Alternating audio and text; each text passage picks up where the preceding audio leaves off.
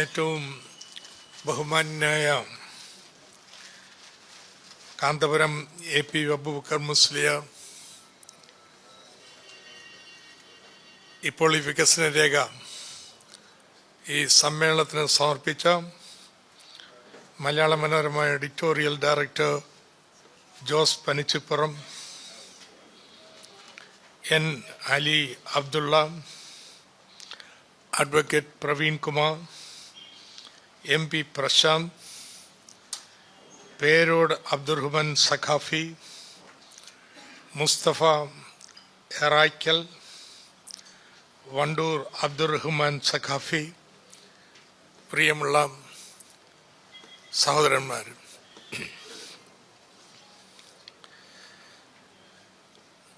ആദ്യം തന്നെ ഇത്തരത്തിലുള്ളൊരു വികസന സെമിനാറിന് ഉദ്ഘാടനം നിർവഹിക്കുന്നതിന് എന്നെ ക്ഷണിച്ച പ്രിയപ്പെട്ട ഉസ്താദിനോടുള്ള നന്ദി ഞാൻ രേഖപ്പെടുത്തട്ടെ. സത്യം പറഞ്ഞാൽ വലിയ ബഹുമതിയാണ്. കാരണം കേരളത്തിലെ എല്ലാ ജില്ലകളും സന്ദർശിച്ച് മനുഷ്യർക്കൊപ്പം നീങ്ങി മതഭേദമന്യേ ആളുകളുടെ വികസന അഭിപ്രായങ്ങൾ ക്രോഡീകരിച്ച് ഒരു കേരള വികസന രേഖയ്ക്ക് രൂപം നൽകിയിരിക്കുക. ഇത് നമ്മുടെ കേരളത്തിൻ്റെ വികസന പാരമ്പര്യത്തിന് തികച്ചും അനുയോജ്യമായിട്ടുള്ള ഒരിടപെടലാണ്. ഒത്തിരി പേര് ചർച്ച ചെയ്തിട്ടുണ്ട്, കേരളം എന്തുകൊണ്ട് ഇങ്ങനെ വ്യത്യസ്തമായത്. ചെറുതല്ല കേട്ടോ വ്യത്യാസം.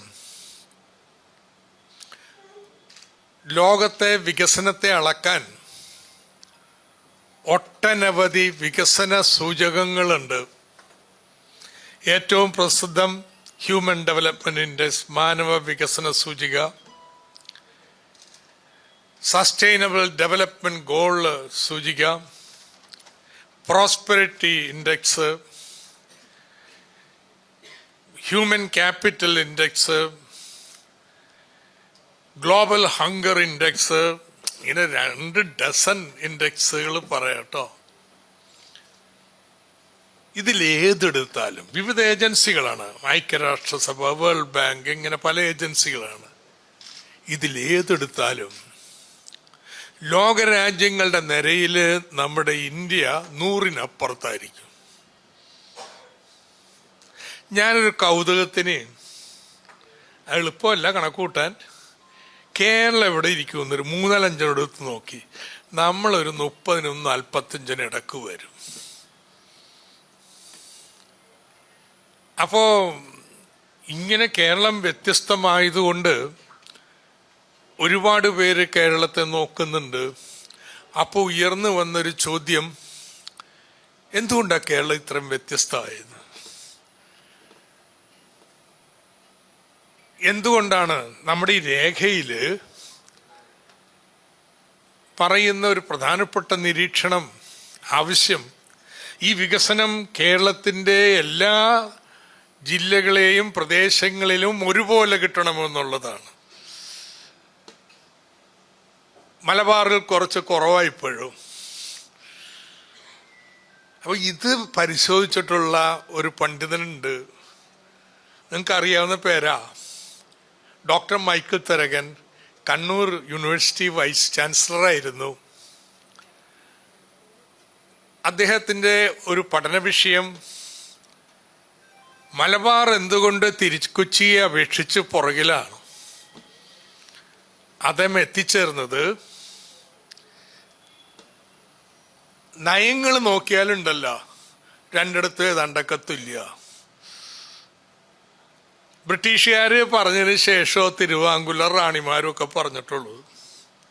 പക്ഷെ അവിടെ പറഞ്ഞത് നടപ്പായി, ഇവിടെ പറഞ്ഞത് നടപ്പായില്ല. ഇതിന് കാരണം എന്താ? വളരെ ശക്തമായ സാമൂഹ്യ പ്രസ്ഥാനങ്ങൾ തിരുവിതാംകൂർ തിരുക്കൊച്ചി പ്രദേശത്ത് ഉണ്ടായിരുന്നു. ശ്രീനാരായണഗുരു ആവാം, അയ്യങ്കാളിയാവാം, അങ്ങനെ പലതും. ഇവിടെ അത്ര വേണ്ടത്ര ഉണ്ടായില്ല. എന്തുകൊണ്ടാണ് ഇങ്ങനെ ഇല്ലാതെ വന്നത്? രണ്ട് സ്ഥലത്തെയും ഭൂവുടമ ബന്ധങ്ങളിലുള്ള വ്യത്യാസമാണ്. അവിടെ മാർത്താണ്ഡവർമ്മ രാജഭരണം പിടിക്കാൻ ഇടപ്രഭുക്കന്മാരെയൊക്കെ കൊന്നൊടുക്കി. അപ്പൊ ഭൂമി ആർക്ക് വന്നു? അവരുടെ കുടിയന്മാരുടെ കയ്യിൽ വന്നു.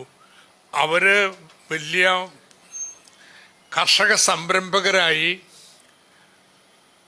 സംസ്കരണ മുതലാളിമാരായി, കച്ചവടക്കാരായി. അവരാണ് ഈ പ്രസ്ഥാനത്തിനൊക്കെ നേതൃത്വം നൽകിയത്.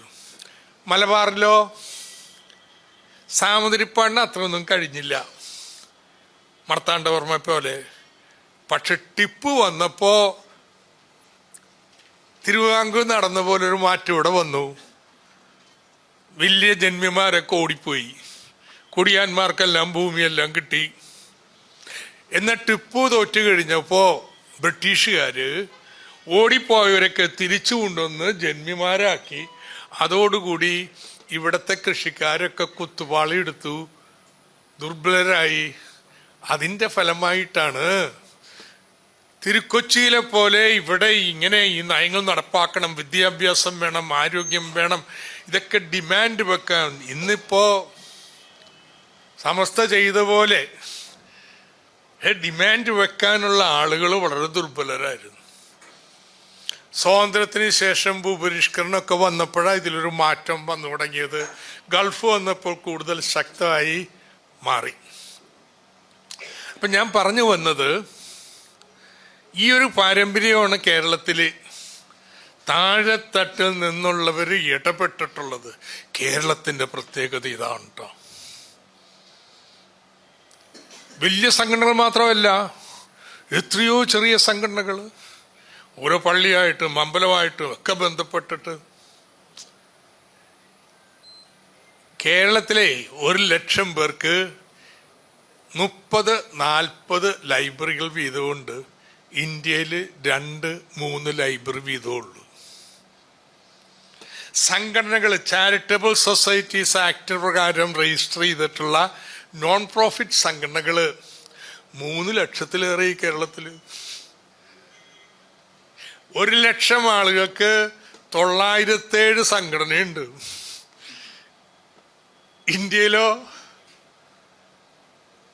ഇന്ത്യയില് ഏതാണ്ട് 30-40 സംഘടനകളാണ്. 4,000-5,000 പത്രമാണ് 1,00,000 പേർക്ക് കേരളത്തിലുള്ളത്. ഇന്ത്യയിൽ 350-450 ഉള്ളൂ. ടെലി ഡെൻസിറ്റി കേരളത്തിൽ 67%, ഇന്ത്യയിൽ 27%. എന്ന് വെച്ചാലേ ത്രസിക്കുന്ന ഒരു പൗരസമൂഹം കേരളത്തിലുണ്ട്. ഞാൻ രാഷ്ട്രീയ പ്രവർത്തകനാണ്. കേരളത്തിൽ രാഷ്ട്രീയം പാർട്ടികളുണ്ട്, രാഷ്ട്രീയ പ്രവർത്തനം. അവരാണ് സർക്കാരിനെയൊക്കെ നിയന്ത്രിക്കുന്നത്. പക്ഷെ അവിടെ അവസാനിക്കുന്നില്ല കേരളം. കേരളത്തിന്റെ പ്രത്യേകത, ഇങ്ങനെ ത്രസിക്കുന്ന ഒരു പൗരസമൂഹമുണ്ട്. അവരുടെ നിരന്തരമായ മേൽനോട്ടവും വിമർശനവും ഇതിൻ്റെയൊക്കെ അടിസ്ഥാനത്തിലാണ് ആര് ഭരിച്ചാലും കേരളം പോകാം. ഈ ഒരു പശ്ചാത്തലത്തിലാണ് ഇവിടെ ഉസ്താദിന്റെ നേതൃത്വത്തിൽ നടത്തിയിട്ടുള്ള കേരള യാത്ര അതിൻ്റെ പ്രസക്തി വരുന്നത്. അപ്പോൾ ആ യാത്രയുടെ ഫലമായിട്ട് ആളുകളുടെ അഭിപ്രായങ്ങൾ അതൊക്കെ അടിസ്ഥാനത്തിൽ ഒരു വികസന രേഖ തയ്യാറാക്കിയിട്ടുണ്ട്. ഇപ്പം സ്വാഗതത്തിൽ പറഞ്ഞതുപോലെ ഇത് ഇനിയും കൂടുതൽ സമഗ്രമാക്കാനുള്ള രേഖകളൊക്കെ ഉണ്ട്. അത് ചെയ്യാൻ പോവുകയാണ്. അതിൻ്റെ അങ്ങനെ ഒരു രേഖ തയ്യാറാക്കുന്നതിൻ്റെ ഒരു പ്രാഥമിക ചർച്ചയായിട്ട് ഈ സെമിനാറിനെ വേണമെങ്കിൽ നമുക്കെടുക്കാം. ഈ രേഖയിൽ പറഞ്ഞ കാര്യങ്ങളോടെല്ലാം പൂർണ്ണ യോജിപ്പ്. അത് ആദ്യമായിട്ടങ്ങ് പറയട്ടെ. എന്തൊക്കെയാണ് ഏറ്റവും പ്രധാനപ്പെട്ടതായിട്ട് ഞാൻ കാണുന്നത്? ഒന്ന്, മനുഷ്യന്റെ ക്ഷേമത്തിനാണ് ഏറ്റവും വലിയ പരിഗണന. സ്വാതന്ത്ര്യം പറഞ്ഞപ്പോഴും അത് വളരെ വ്യക്തമായിരുന്നു. അവരുടെ വിദ്യാഭ്യാസം, അവരുടെ ആരോഗ്യം, അവരുടെ ജീവിതാവസ്ഥ, ഈ രേഖയുടെ ഒരു പ്രത്യേകത, ഇത് എല്ലാവർക്കും കിട്ടണമെന്ന് പറയുന്നതിലുള്ള നിർബന്ധമാണ്. ഇതൊക്കെ നമ്മൾ മെച്ചം, ലോകത്ത് ഇന്ത്യയൊക്കെ വളരെ മെച്ചമാണെന്ന് ഞാൻ തുടക്കത്തിൽ പറഞ്ഞു. പക്ഷെ ഇപ്പോഴും എത്തിയിട്ടില്ല, എല്ലായിടത്തും എത്തണം. നമുക്ക് വേണമെങ്കിൽ നമ്മൾ തീരുമാനിച്ചിട്ടുണ്ടെങ്കിൽ ദാരിദ്ര്യം ഇല്ലാതാക്കാം. അതിദാരിദ്ര്യം മാത്രമല്ല, ദാരിദ്ര്യം തന്നെ ആപേക്ഷിക ദാരിദ്ര്യം ഇല്ലാതാക്കാൻ പറ്റൂല. പണം കൂടുതലുള്ളവരും കുറവുള്ളവരും ഉണ്ടാവും. പക്ഷേ ഒരു നല്ല ജീവിതത്തിന് ആവശ്യമായ പണം എല്ലാവർക്കും ഉറപ്പ് വരുത്തും. അതിലേക്ക് എത്താം. കേവല ദാരിദ്ര്യം നമ്മൾ വരച്ചാൽ തീരുമാനിച്ചാൽ മതി, ഇത്രയെങ്കിലും ഇത്രയൊക്കെ സൗകര്യം ഒരാൾക്ക് ഉണ്ടാവണം, അത് നൽകാൻ നമുക്ക് വേണമെങ്കിൽ. അപ്പൊ ഒരു വശം ഇതിനുള്ള ഊന്നല ഈ രേഖയിലുള്ളത്. രണ്ടാമത്തത്, ഇതെല്ലാവരും പറയണതാ കേരളത്തെ കുറിച്ച്. പുതിയൊന്നുണ്ട്, എല്ലാവർക്കും തൊഴിലും വേണം. ഒരു അധ്യായമുണ്ട് തൊഴിലിനെ കുറിച്ച്.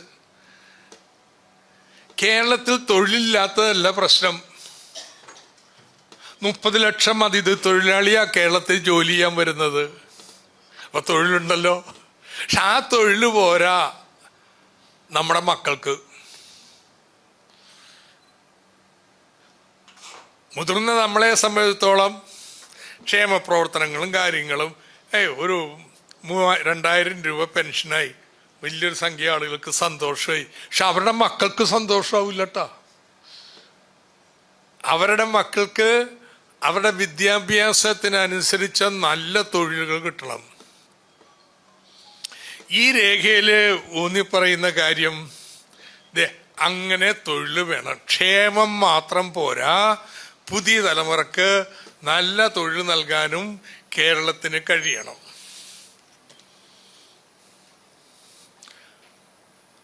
ഇതാണ് ലക്ഷ്യം. ക്ഷേമം, പിന്നെ പുതിയ തലമുറക്ക് നല്ല തൊഴിലുള്ള സമ്പദ്ഘടന. പക്ഷെ അത് ചെയ്യുമ്പോ ഇവിടെ സ്വാതം പറഞ്ഞപ്പോഴും ഞാൻ ശ്രദ്ധിച്ചു, പരിസ്ഥിതിക്ക് വരുന്ന പ്രാധാന്യം. അപ്പോ പരിസ്ഥിതി ആദ്യത്തെ വാചകം ആമുഖത്തില് എല്ലാ മനുഷ്യരുടെയും അവരുൾക്കൊള്ളുന്ന പ്രകൃതിയുടെയും സർവതല സ്പർശിയായ ക്ഷേമം ലക്ഷ്യമിട്ടുകൊണ്ടുള്ള വികസന കാഴ്ചപ്പാടാണ്. എല്ലാ മനുഷ്യരുടെയും ക്ഷേമം വേണമെന്നുള്ള കാര്യത്തിൽ ഒരു തർക്കം ആർക്കും ഉണ്ടല്ല, എല്ലാവരും പറയും. പക്ഷെ അതിനോടൊപ്പം അവരുൾക്കൊള്ളുന്ന പ്രകൃതിയുടെയും, ഇതാണ് ആദ്യത്തെ വാചകം നിങ്ങളുടെ രേഖയിൽ. അതാണ് എൻ്റെ ഏറ്റവും വലിയ പ്രാധാന്യം. ഈ മനുഷ്യൻ പറയുന്നത് ഈ പ്രകൃതിയുടെ ഭാഗമാണ്. എന്നാൽ പ്രകൃതിയിൽ നിന്ന് വേറിട്ട് നിൽക്കുകയാണ്. നമ്മൾ മനുഷ്യനാണ്, തിരിച്ചറിവുള്ളതാണ്, ബോധമുള്ളതാണ്. അപ്പോൾ നമ്മൾ വേറിട്ട് നിൽക്കുമെങ്കിലും ഈ പ്രകൃതിയുടെ ഭാഗമാണ്. രണ്ടിൻ്റെയും സർവതല സ്പർശിയായ ക്ഷേമം ലക്ഷ്യമിട്ടുകൊണ്ടുള്ള വികസന കാഴ്ചപ്പാടാണ്. ഇതെങ്ങനെ കൂട്ടി പറയുന്ന അപൂർവ. നമ്മൾ പറയും മനുഷ്യനെ വികസിപ്പിക്കണം, അത് കഴിഞ്ഞാൽ സുസ്ഥിരമാവണമെന്നാ പറയാ. നമ്മുടെ രീതി അങ്ങനെയാണ്. സുസ്ഥിരമാവണമെന്ന് പറഞ്ഞാൽ പരിസ്ഥിതി സംരക്ഷണവും കൂടി വേണമെന്നുള്ളത്. ഇവിടെ ഒരു സ്റ്റെപ്പ് കൂടി കടന്നിട്ട് എല്ലാ മനുഷ്യരുടെയും അവരുൾക്കൊള്ളുന്ന പ്രകൃതിയുടെയും സർവതല സ്പർശിയായ ക്ഷേമം ലക്ഷ്യമിട്ടുകൊണ്ടുള്ള ഒരു വികസന കാഴ്ചപ്പാടാണ് ഇത്. അങ്ങനെ പറഞ്ഞിട്ട് ഈ രേഖയെ വ്യത്യസ്തമാക്കുന്ന ഒന്നും വേറൊന്നുകൂടിയുണ്ട്. അത് അവസാനം നൽകിയിരിക്കുന്നതാണ്. ലഹരി മുക്തമല്ല, വർഗീയതയ്ക്ക്. പ്രത്യക്ഷത്തെ നമ്മൾ വിചാരിക്കും, ഈ വികസനത്തെക്കുറിച്ച് പറയുമ്പോൾ ഈ വർഗീയതയ്ക്ക് എന്താ കൊണ്ടുവരുന്നേ, അതിൻ്റെ ഒരു ആവശ്യം എന്താ?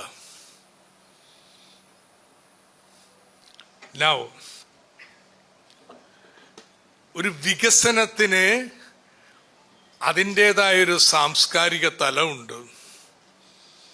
ഇപ്പൊ യൂറോപ്പിലെ മുതലാളിത്തം വളർന്നപ്പോ അതിന് വഴിയൊരുക്കിയ സാംസ്കാരിക ഇടപെടൽ എന്ത്? മാക്സ് വെബർ ആധുനിക സോഷ്യോളജിയുടെ പിതാവാ. അദ്ദേഹത്തിൻ്റെ സംഭാവന ഇത്തരം മുതലാളിത്ത വളർച്ചയ്ക്ക് വഴിയൊരുക്കിയ പ്രൊട്ടസ്റ്റന്റ് എത്തിക്സ്. എങ്ങനെയാ പ്രൊട്ടസ്റ്റന്റ് എത്തിക്സ് പറയാം? നമ്മുടെ ഇവിടെ ബേസൽ മിഷൻ ഉണ്ടായിരുന്നു, തുടങ്ങിയത് 19 നൂറ്റാണ്ടിൽ. അപ്പോൾ ബേസൽ മിഷൻ വന്നപ്പോൾ ഇവിടുത്തെ ആചാരം എന്താ? ജാതി അനുസരിച്ചിട്ട് ചെയ്യാം.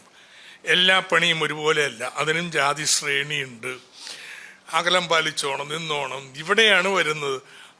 ബേസൽ മിഷന്റെ ഓട് കമ്പനിയായാലും നെയ്ത്ത് കമ്പനിയായാലും അവിടെ ഒന്നും ഇത് ബാധകമല്ല. Work is worship. ഈ ചെയ്യുന്ന പണി തന്നെ ഒരു ദേവാരാധനയാണ്. തൊഴിലിൻ്റെ ഒരു മഹത്വവും അതിൻ്റെ ഒരു ഇതാണ് പ്രൊട്ടസ്റ്റന്റ് എത്തിക്സ് എന്ന് പറയുന്നത്. ഇങ്ങനെയൊരു പ്രവർത്തന ശൈലി അല്ലെങ്കിൽ മൂല്യബോധം യൂറോപ്പിൽ വന്നതാണ്. അവിടുത്തെ ഈ വളർച്ചയുടെ ഒരു അടിസ്ഥാനം എന്നത് മാക്സ് വെബർ മാത്രമല്ല, മാക്സ് വെബർ മാർക്സിസ്റ്റ് അല്ല, ആർ ടോണി ഒരു മാർക്സിസ്റ്റ് ഹിസ്റ്റോറിയനാണ്. അദ്ദേഹത്തിൻ്റെയും പ്രസിദ്ധമായിട്ടുള്ള ഗ്രന്ഥം ഇത് സംബന്ധിച്ചിട്ടുള്ളതാണ്. അപ്പൊ ഇവിടെ കേരളത്തിൽ വികസനത്തിന് ഒരു മതനിരപേക്ഷ അന്തരീക്ഷം എന്ന് പറയുന്നത് പ്രധാനമാണെന്ന് അരുന്ധതി റോയ് കഴിഞ്ഞ ദിവസം കേരളത്തിൽ വന്നപ്പോൾ പറഞ്ഞു. കേരളം മതനിരപേക്ഷമല്ലാതെ വർഗീയത കീഴ്പ്പെട്ടാൽ ലെബനൻ പോലെയാവും. ഓ, ലെബനൻ നിങ്ങളുടെയൊക്കെ ഇവിടെ ഇരിക്കുന്നവരുടെയൊക്കെ ചെറുപ്പകാലത്ത് ദുബായിയെ കുറിച്ചൊന്നും നമ്മൾ പറയാറില്ല, നമ്മൾ ബെയ്റൂട്ടിനെ കുറിച്ചാ പറയാ. അതാണ് ലെബനൻ. ക്രിസ്ത്യൻ മുസ്ലിം എല്ലാവരും ചേർന്ന് നിൽക്കുന്നത്. അത് അട്ടിമറിക്കപ്പെട്ടപ്പോൾ ആ ലെബനൻ എന്ത് സംഭവിച്ചു? ലെബനനായി തീരും കേരളം എന്ന് അവർ പറഞ്ഞു. വർഗീയതയ്ക്ക് കേരളം അടിമപ്പെട്ടാൽ. കാരണം എല്ലാവരും ഒത്തൊരുമിച്ച് പ്രവർത്തിക്കണമേ. എനിക്ക് വളരെ ഇഷ്ടപ്പെട്ടൊരു വാചകമുള്ളത്, ക്ഷേമം വേണം, പിന്നെ തൊഴിലുണ്ടാക്കാനുള്ള വ്യവസായം ഉണ്ടാക്കണം, ഇതിന് പണം വേണം, എല്ലാവരും കൂടി ആലോചിക്കണം പണം എങ്ങനെ ഉണ്ടാക്കാം. സാധാരണ അത് പറയില്ല, പണം ഭരിക്കുന്നവരുടെ പ്രശ്നമാണ് പണം ഉണ്ടാക്കാന്ന് പറയുന്നത്. അപ്പം പഴയ ധനകാര്യമന്ത്രി ഇതിൽ എനിക്ക് വലിയ സന്തോഷം തോന്നി. സമസ്ത ഇങ്ങനെ ആലോചിക്കുന്നുണ്ടല്ലോ, പണം കൂടുതൽ ഖജനാവിനുണ്ടാക്കാം. അങ്ങനെ ചിന്തിക്കണമെങ്കിലോ യോജിപ്പ് വേണം. നമ്മൾ പ്രതിപക്ഷത്താണെങ്കിൽ നമ്മളപ്പുറത്താണെങ്കിൽ അത് തന്നെ അവസരം നോക്കുന്നതല്ല. ഈ വർഗീയത ഇല്ലെങ്കിൽ എല്ലാവർക്കും യോജിക്കാം. അപരവിദ്വേഷം വന്നാലോ കാര്യങ്ങൾ താളം തെറ്റും. ഈ യാത്രയിൽ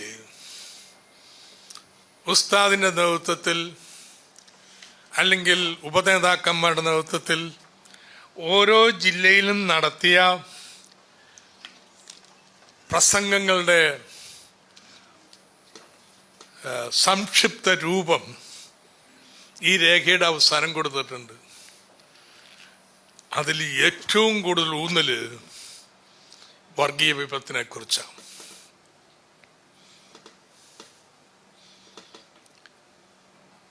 മതവിശ്വാസം അല്ല വർഗീയത. ഇവിടെ ഇരിക്കുന്നവരെല്ലാവരും മതവിശ്വാസികളാണ്. മതവിശ്വാസവും വർഗീയതയും വേറെയാണ്, രണ്ടും രണ്ടാണ്.